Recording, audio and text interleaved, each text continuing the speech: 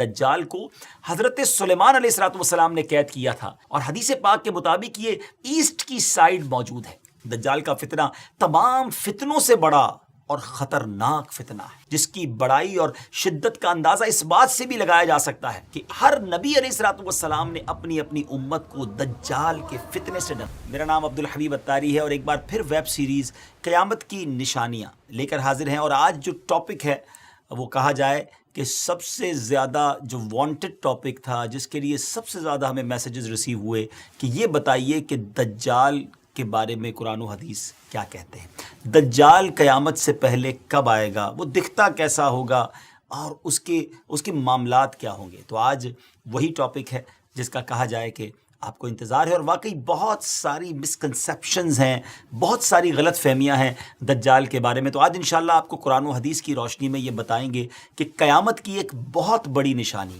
وہ ہے دجال کا ظہور ہونا، دجال کا آنا۔ دجال کون ہے، دکھتا کیسا ہے کہاں، اور وہ آ کر کیا کچھ کرے گا۔ بہت کچھ آج آپ کو بتانا ہے، نہایت توجہ کے ساتھ ہمارے ساتھ رہیے گا، اور آپ ہماری اس ویڈیو کو شیئر بھی کیجیے گا، ہمارے کر دیجیے۔ ناظرین، بات کو آگے لیے چلتے ہیں۔ یاد رہے کہ قیامت کی بڑی علامت میں سے دوسری علامت دجال کا نکلنا ہے۔ احادیث مبارکہ میں دجال کا ذکر بڑی وضاحت سے آیا ہے، اور کمال کی بات یہ ہے کہ ہر نبی علیہ الصلوۃ والسلام نے دجال کے فتنے سے اپنی امت کو ڈرایا ہے۔ سرکار دو عالم صلی اللہ تعالیٰ علیہ وسلم نے اس کی نشانیاں، اس کا حلیہ، اس کے آنے سے پہلے اور بعد کے جو حالات ہوں گے اس کو بھی بیان فرمایا ہے۔ انشاءاللہ بڑی دلچسپ آج کی ایپیسوڈ ہے، عبرت ناک بھی ہے اور اوتھنٹک معلومات بھی ہے۔ سب سے پہلے چلتے ہیں اللہ کے پیارے کلام قرآن مجید فرقان حمید میں۔ اللہ تبارک و تعالیٰ ارشاد فرماتا ہے، بسم اللہ الرحمن الرحیم، وَمِنْهُمْ مَنْ يَلْمِزُكَ فِي الصَّدَقَاتِ فَإِنْ أُعْطُوا مِنْهَا رَضُوا وَإِنْ لَمْ يُعْطَوْا مِنْهَا إِذَا هُمْ يَسْخَطُونَ۔ ترجمہ یعنی اور ان میں سے کوئی وہ ہے جو صدقات تقسیم کرنے میں تم پر اعتراض کرتا ہے، تو اگر انہیں ان صدقات میں سے کچھ دے دیا جائے تو راضی ہو جاتے ہیں، اور اگر انہیں ان میں سے کچھ نہ دیا جائے تو اس وقت ناراض ہو جاتے ہیں۔ ناظرین، یہ کس واقعے کی بات ہو رہی ہے؟ علماء کرام فرماتے ہیں کہ یہ آیت ذوالخویصرہ تمیمی کے بارے میں نازل ہوئی۔ اس شخص کا نام خرقوس بن زبیر ہے، اور یہ شخص خارجیوں کا بانی ہے۔ رسول کریم علیہ الصلوۃ والسلام مال غنیمت تقسیم فرما رہے تھے تو ذوالخویصرہ نے کہا کہ یا رسول اللہ عدل کیجئے۔ حضور پرنور علیہ الصلوۃ والسلام نے فرمایا کہ تجھے خرابی ہو، میں عدل نہ کروں گا تو عدل کون کرے گا؟ حضرت عمر رضی اللہ تعالیٰ عنہ نے عرض کی، مجھے اجازت دیجئے کہ اس منافق کی گردن مار دوں۔ تو پیارے آقا علیہ الصلوۃ والسلام نے فرمایا کہ اسے چھوڑ دو، اس کے اور بھی ہمراہی ہے کہ تم ان کی نمازوں کے سامنے اپنی نمازوں کو اور ان کے روزوں کے سامنے اپنے روزوں کو حقیر دیکھو گے۔ وہ قرآن پڑھیں گے اور ان کے گلوں سے نہ اترے گا، وہ دین سے ایسے نکل جائیں گے جیسے تیر شکار سے نکل جاتا ہے۔ پیارے ویورز، یہ اس گستاخ کی، اس بدبخت کی گستاخی ہی دراصل اس بدترین فتنے کا پیش خیمہ ثابت ہوئی جس نے بعد میں امت مسلمہ میں زبردست انتشار پیدا کر دیا۔ حضرت عثمان غنی رضی اللہ تعالیٰ عنہ اور مولا علی کرم اللہ تعالیٰ وجہ الکریم کے دور خلافت میں اسلامی ریاست کو چیلنج کرنے والے، یعنی اتھارٹی آف اسلامک ریاست کو چیلنج کرنے والے باغی گروہ در حقیقت اسی کے فالوورز تھے۔ جنگ صفین کے موقع پر جب حضرت علی رضی اللہ تعالیٰ عنہ نے خون خرابے سے بچنے کے لیے تحکیم یعنی ثالثی آربیٹریشن کے راستے کو اپنایا کہ چلیں کوئی بیچ میں فیصلہ کر لیا جائے، تو پہلے تو خوارج نے اس کی حمایت کی، مگر جب یہ فیصلہ کر لیا گیا تو یہ خوارج اس کو رد کرتے ہوئے مولا علی کرم اللہ تعالیٰ وجہ الکریم کے لشکر سے بھی نکل گئے۔ آپ کو معاذ اللہ ثم معاذ اللہ کافر کہنے لگے، اور اپنا ایک باغی گروہ تیار کر کے جہاد کے نام پر حضرت علی رضی اللہ تعالیٰ عنہ اور امت مسلمہ کے خلاف لڑنے کے لیے کھڑے ہو گئے، اور عراق کے ایک علاقے کو اپنا مرکز بنا لیا۔ نفرت کا یہ عالم تھا کہ انہوں نے حضرت علی رضی اللہ تعالیٰ عنہ کے شہر کو بھی چھوڑ دیا، اور جنگلوں میں، صحراؤں میں، پہاڑوں میں گھات لگا کر بیٹھ گئے، جہاں وہ اپنے مخالفین کو پکڑ کر ظلم و ستم کا نشانہ بناتے اور انہیں قتل کر دیتے۔ ان کی سرکشی بڑی تو مولا علی کرم اللہ تعالی وجہ الکریم نے صحابہ کرام کا لشکر لیا اور ان خوارج کے خلاف جنگ کی اور انہیں شکست دے دی۔ جب مولا علی کرم اللہ تعالی وجہ الکریم کے لشکر نے خوارج کو ختم کر دیا تو آپ نے فرمایا اس نشانی والے آدمی کو بھی تلاش کرو۔ ایک نشانی بتائی آپ نے، لوگ ڈھونڈنے لگے مگر وہ نہ ملا۔ آپ نے پھر فرمایا اس کو پھر جا کر تلاش کرو، خدا کی قسم میں نے نہ جھوٹ بولا ہے نہ ہی مجھے جھوٹ بتایا گیا ہے۔ یہ بات انہوں نے 2 یا 3 مرتبہ کہی، حتیٰ کہ لوگوں نے ایک کھنڈر سے اس نشانی والے بندے کی لاش کو ڈھونڈ لیا۔ مولا علی کرم اللہ تعالی وجہ الکریم کے سامنے رکھی گئی۔ عجب نشانی تھی ناظرین کہ جس کا ایک ہاتھ عورت کے پستان جیسا تھا۔ بہرحال امیر المومنین رضی اللہ تعالیٰ عنہ نے تکبیر کہی اور حمد الہی بجا لائے۔ کسی شخص نے کہا، آپ کے ساتھی نے کہا کہ حمد ہے اسے جس نے ان خوارج کی نجاست سے زمین کو پاک کیا۔ وہاں امیر المومنین نے ایک جملہ فرمایا، اور یہ پورا واقعہ سنانے کا جو مقصد ہے، ہو سکتا ہے ناظرین سوچ رہے ہو کہ بات دجال کی ہو رہی ہے اور یہ خوارج کا ذکر کیوں شروع ہو گیا۔ امیر المومنین رضی اللہ تعالیٰ عنہ نے فرمایا کہ کیا سمجھتے ہو یہ لوگ ختم ہو گئے؟ ہرگز نہیں، ان میں سے کچھ ماں کے پیٹ میں ہیں، کچھ باپ کی پیٹھ پہ ہیں، پھر جب ان میں سے ایک گروہ ہلاک ہوگا دوسرا سر اٹھائے گا، یہاں تک کہ ان کا آخری گروہ دجال کے ساتھ نکلے گا۔ ویورز، دجال ابھی آیا نہیں ہے اور کسی کو پتہ نہیں ہے کہ اس وقت وہ کہاں ہے، لیکن روئے زمین پر ایک صحابی ایسے گزرے ہیں جنہوں نے دجال کو دیکھا بھی ہے، اس سے ملاقات بھی کی ہے اور اس سے بات چیت بھی کی ہے۔ جی ہاں، اس ملاقات میں کیا کچھ ہوا، کیا دیکھا انہوں نے، کیا سنا، انشاءاللہ یہ پوری تفصیل آپ کو بتاتے ہیں۔ حدیث مبارک میں پیارے آقا علیہ الصلوۃ والسلام کی زبانی ہمیں یہ پورا واقعہ ملتا ہے۔ ایک مرتبہ پیارے آقا علیہ الصلوۃ والسلام نے اچانک سڈنلی اپنے صحابہ کرام کو جمع فرمایا اور خطبہ دینے کے لیے ممبر پر تشریف فرما ہو گئے۔ یہ وہ ٹائم تھا جس ٹائم پہ نارملی نبی پاک ایڈریس نہیں کیا کرتے تھے، خطبہ نہیں فرمایا کرتے تھے۔ صحابہ بھی حیران تھے کہ آج ایسا کیا ہو گیا ہے کہ پیارے آقا علیہ الصلوۃ والسلام اس وقت خطبہ ارشاد فرما رہے ہیں۔ تو نبی کریم علیہ الصلوۃ والسلام نے فرمایا کہ آج میرے پاس تمیم داری آئے اور انہوں نے ایک ایسی خبر سنائی ہے جس کی خوشی میں مجھے قیلولہ، یعنی پیارے آقا علیہ الصلوۃ والسلام دوپہر کو کچھ آرام فرمایا کرتے تھے، فرمایا وہ بھی میں نہیں کر سکا ہوں، اور میں نے چاہا کہ اس خبر میں تمہیں بھی شامل کر لوں۔ بات یہ ہے کہ تمیم داری نے مجھے بتایا کہ وہ 30 افراد تھے اور ایک شپ میں، ایک کشتی میں سفر کر رہے تھے کہ طوفان آ گیا اور وہ بھٹک گئے۔ تقریباً مہینہ بھر وہ سمندر میں گھومتے رہے اور ایک دن سورج غروب ہونے کے وقت ایک نامعلوم جزیرے پر، ایک نامعلوم آئلینڈ پر پہنچے۔ انہیں وہاں سیاہ رنگ کی مخلوق نظر آئی جس کے جسم پر بال بہت زیادہ تھے۔ انہوں نے اس سے پوچھا کہ تم کون ہو؟ اس نے کہا میں جاسوس ہوں۔ تو صحابہ نے کہا کہ ہمیں اپنے بارے میں کچھ بتاؤ۔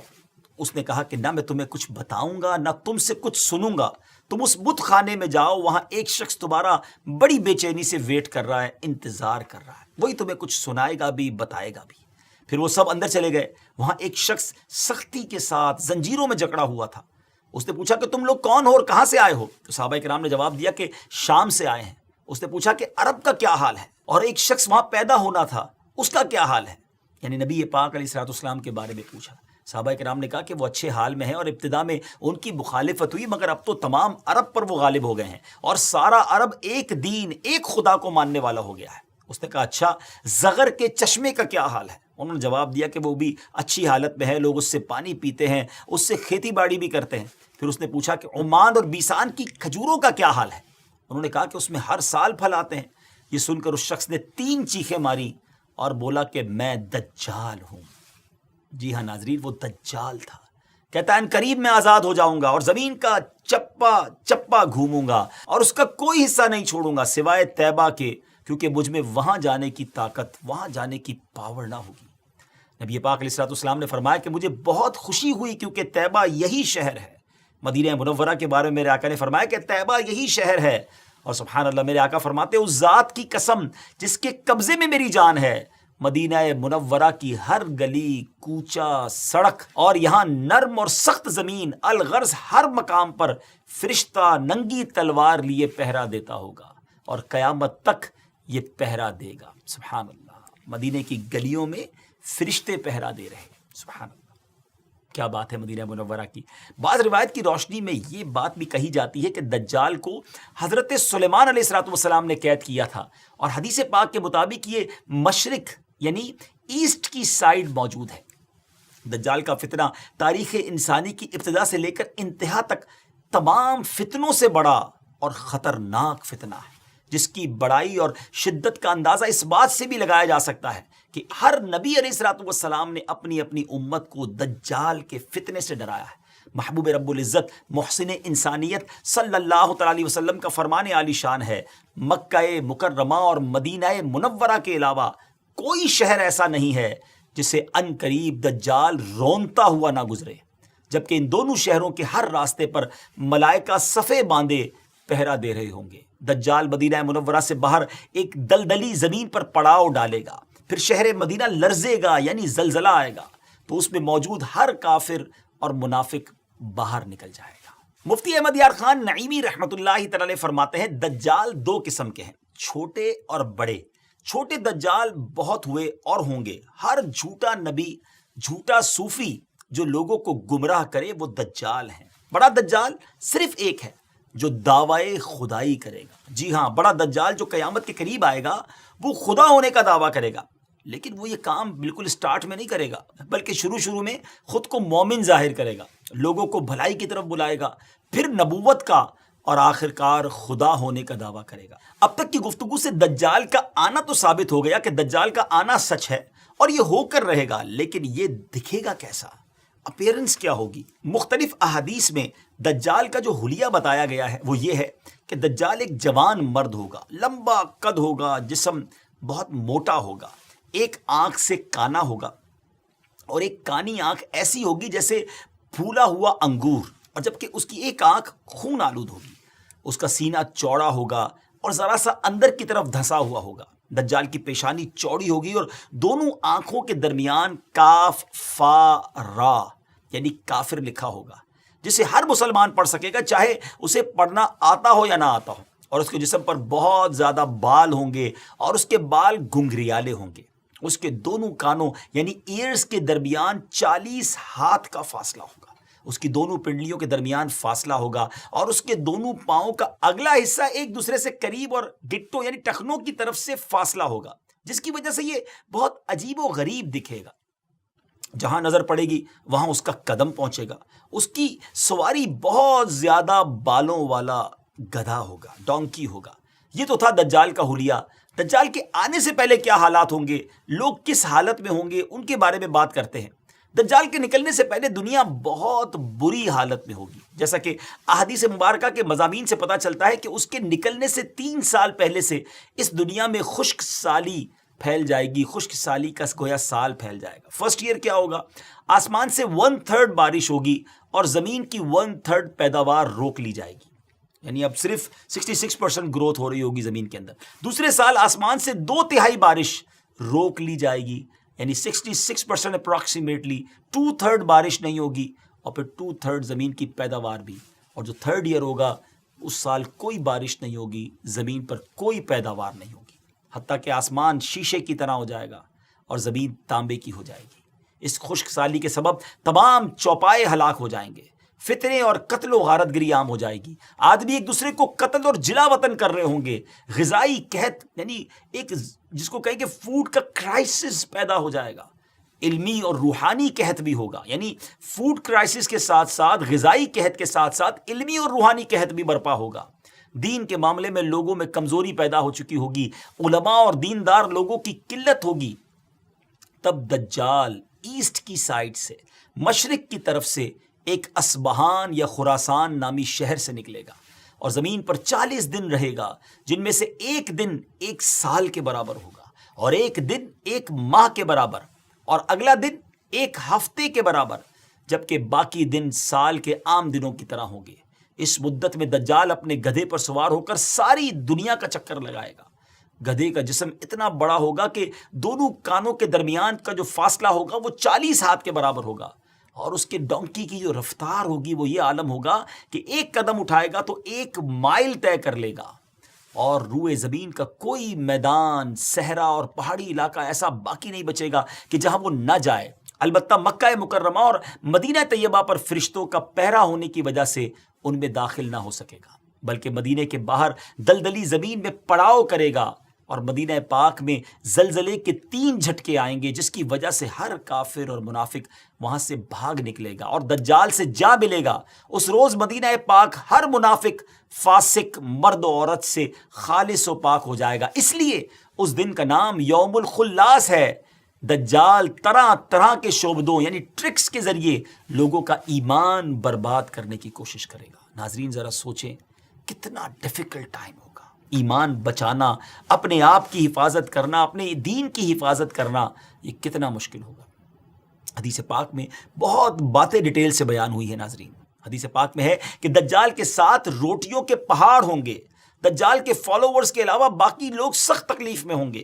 دجال کے ساتھ 2 گارڈن ہوں گے، 2 باغ ہوں گے، جن میں سے ایک کو وہ جنت کہتا ہوگا، دوسرے کو دوزخ کہے گا۔ جو اس کے خدا ہونے پر ایمان لائے گا اسے اپنی جنت میں ڈال دے گا، اور جو انکار کرے گا اسے جہنم میں داخل کرے گا۔ لیکن یاد رہے، جس کو وہ جنت کہتا ہوگا بیسیکلی وہی دوزخ ہے، اور جس کو وہ دوزخ کہتا ہوگا اور جو ایمان کی وجہ سے اس میں ڈالا جائے گا، اس کا انکار کی وجہ سے ڈالا جائے گا، تو وہ آگ میں نہیں بلکہ وہ واقعی جنت میں جا رہا ہوگا۔ اس کے لیے زمین کو لپیٹ دیا جائے گا، وہ 40 دن میں پوری دنیا کا چکر لگائے گا سوائے حرمین طیبین کے۔ زمین سے خزانے نکالے گا اور خزانے اس کے پیچھے چلیں گے۔ علم دین کی انتہائی کمی ہوگی۔ روئے زمین پر کوئی ایسا شخص باقی نہ ہوگا جو دجال سے ڈیبیٹ کر سکے، مناظرہ کر سکے۔ ایک ایسا نیک مومن ان کی طرف آئے گا جس سے دجال کے سپاہی کہیں گے کہ کیا تم ہمارے رب پر ایمان نہیں لاتے؟ وہ نیک مومن کہیں گے کہ میرے رب کی نشانیاں چھپی ہوئی نہیں ہیں۔ پھر وہ ان کو پکڑ کر دجال کے پاس لے جائیں گے۔ یہ دجال کو دیکھ کر فرمائیں گے، اے لوگوں، یہ وہی دجال ہے جس کا رسول کریم علیہ الصلوۃ والسلام نے ذکر فرمایا تھا۔ دجال کے حکم سے ان کو مارا جائے گا، زد و کوب کیا جائے گا۔ پھر دجال کہے گا کہ کیا تم میرے اوپر ایمان نہیں لاتے؟ وہ فرمائیں گے تو مسیح کذاب ہے۔ دجال کے حکم سے ان کے جسم مبارک سر سے پاؤں تک کاٹا جائے گا، 2 حصے کر دیا جائے گا۔ ان دونوں حصوں کے درمیان سے دجال گزرے گا۔ پھر دوبارہ اس کو کہے گا کہ اٹھو، تو وہ تندرست ہو کر اٹھ کھڑے ہوں گے۔ تب دجال ان سے کہے گا کہ اب تو مجھ پر ایمان لے آؤ۔ وہ فرمائیں گے میری بصیرت اور زیادہ ہو گئی ہے، اے لوگوں یہ دجال ہے، اب میرے بعد یہ کسی کے ساتھ پھر ایسا نہیں کر سکے گا۔ پھر دجال انہیں پکڑ کر ذبح کرنا چاہے گا اور اس پر قادر نہ ہو سکے گا۔ پھر ان کو پکڑ کر گویا اپنی جہنم میں ڈالے گا۔ لوگ گمان کریں گے کہ ان کو آگ میں ڈالا ہے، مگر در حقیقت وہ جنت ہوگی، اور جسے وہ اپنی جنت کا نام دے گا وہ در حقیقت وہ دوزخ ہوگی۔ دجال کے کہنے پر آسمان سے بارش برسے گی، زمین کو حکم دے گا وہ سبزے اگائے گی، آسمان اس کے کہنے پر گویا پانی برسائے گا۔ دجال کے ماننے والوں کے جانور لمبے چوڑے اور خوب تیار اور دودھ والے ہو جائیں گے، اور ویرانے میں جائے گا تو وہاں کے خزانے شہد کی مکھیوں کی طرح اس کے ساتھ ہو جائیں گے۔ اس قسم کے بہت سے شعبدے، بڑی ٹرکس دکھائے گا۔ در حقیقت میں سب جادو کے کرشمے اور شیاطین کے تماشے ہوں گے جن کا حقیقت سے کوئی تعلق نہیں ہوگا، اس لیے کہ اس کے وہاں سے جانے کے بعد لوگوں کے پاس کچھ بھی نہیں رہے گا۔ خزانے بھی دکھائے گا، بہت ساری چیزیں ہوں گی، لیکن جب دجال وہاں سے جائے گا تو پیچھے سب چیزیں دوبارہ ختم ہو جائیں گی۔ دجال کے لشکر میں 70,000 اصبہان کے یہودی ہوں گے، اور 13,000 ان کی عورتیں، اور ساتھ ساتھ وہ لوگ بھی ہوں گے جو یہودیوں کے تابع ہوں گے۔ اس کے ساتھ شیاطین ہوں گے، وہ اس سے کہیں گے اے دجال ہم سے جو چاہے کام کروا لے، ہم تیری مدد کریں گے۔ دجال کہے گا کہ لوگوں میں پھیل جاؤ، میرا خوب چرچا کرو کہ میں رب ہوں۔ شیاطین ایسا ہی کریں گے۔ دجال کے ان فتنوں کی وجہ سے اہل ایمان سخت پریشان اور تنگی کے عالم میں بھاگ کر دخان نامی ایک پہاڑ میں پناہ لیے ہوئے ہوں گے، لیکن دجال ان کا پیچھا کر کے پہاڑ کا گھیرا کرے گا۔ اہل ایمان سخت تکلیف میں، بھوک میں مبتلا ہوں گے۔ تب اللہ پاک حضرت سیدنا عیسیٰ علیہ نبینا علیہ الصلوۃ والسلام کو نازل فرمائے گا۔ ناظرین، یہ وہ ٹرننگ پوائنٹ ہوگا کہ تمام تکلیفوں کے بعد، تمام پرابلمز کے بعد اہل ایمان کی پھر مدد کیسے کی جائے گی۔ قرب قیامت ہوگی، اور حضرت عیسیٰ علیہ الصلوۃ والسلام جامع مسجد دمشق میں شرقی مینارے پر نازل ہوں گے۔ اور اب جب حضرت عیسیٰ علیہ الصلوۃ والسلام اس دنیا میں آ جائیں گے تو ان کو دیکھتے ہی دجال ایسے گھلے گا، میلٹ ہوگا، جیسے پانی میں نمک گھلتا ہے، میلٹ ہوتا ہے۔ آپ علیہ الصلوۃ والسلام دجال کو مقام لد پر قتل کریں گے، اور اس کے فالوورز میں سے ایک بھی، کسی کو بھی زندہ نہیں چھوڑیں گے۔ یہ فتنہ بہت شدید ہوگا ناظرین۔ نبی پاک علیہ الصلوۃ والسلام نے بھی اس سے پناہ مانگی اور اس کی ترغیب ارشاد فرمائی ہے، اور روایت کی روشنی میں علماء نے دجال سے بچنے کے کچھ طریقے بھی ارشاد فرمائے ہیں۔ آئیے اب وہ باتیں بھی سیکھ لیتے ہیں کہ ہم اس کے لیے کیا کر سکتے ہیں، ہم کیا دعا کریں۔ جو کوئی مسلمان مکہ یا مدینے میں ہوگا وہ دجال کے فتنے سے محفوظ رہے گا، کیونکہ دجال حرمین طیبین میں داخل نہیں ہو سکے گا۔ بعض روایت میں آیا کہ جو مسجد اقصی یا مسجد طور میں ہوگا وہ بھی فتنہ دجال سے بچا رہے گا۔ نبی پاک علیہ الصلوۃ والسلام نے فرمایا جو سورہ کہف کی پہلی 10 آیتیں یاد کرے گا دجال کے فتنے سے محفوظ رہے گا۔ میں بھی نیت کر لیتا ہوں، آپ بھی کر لیں کہ 10 آیتیں سورہ کہف کی، فرسٹ 10 آیات آف سورہ کہف، اس کو یاد کر لیں۔ علماء نے مختلف حدیثوں کی روشنی میں یہ بات بھی بیان کی اور فرمایا کہ پہاڑوں اور جنگلوں سے دور رہا جائے، کیونکہ دجال اکثر دیہاتوں یعنی ولیجز میں جائے گا۔ ان باتوں کے ساتھ ساتھ اللہ تعالیٰ کی تسبیح و تکبیر، ایمان پر ثابت قدمی اور صبر سے بھی دجال سے بچا جا سکے گا۔ اگر وہ کسی کو اپنی آگ میں بھی پھینکے گا تو اسے چاہیے کہ وہ ثابت قدم رہے، کیونکہ وہ آگ اس پر سلامتی والی ہو جائے گی، یعنی گویا گلزار ہو جائے گی۔ یا اللہ عز و جل اس مشکل وقت میں ہر مسلمان کی مدد فرمانا۔ ناظرین، اس کے ساتھ ہی ہمارے اس امیزنگ ایپیسوڈ کا وقت ختم ہوا ہے۔ نئے ایپیسوڈ کے ساتھ، ایک نئے ٹاپک کے ساتھ، قیامت کی ایک اور نشانی کے ساتھ ہم حاضر ہوں گے۔ اپنا بہت خیال رکھیے گا، ہمیں اپنی دعاؤں میں یاد رکھیے گا، ہماری ویڈیوز دیکھتے بھی رہیے، آگے شیئر بھی کرتے رہیے۔ السلام علیکم ورحمۃ اللہ وبرکاتہ۔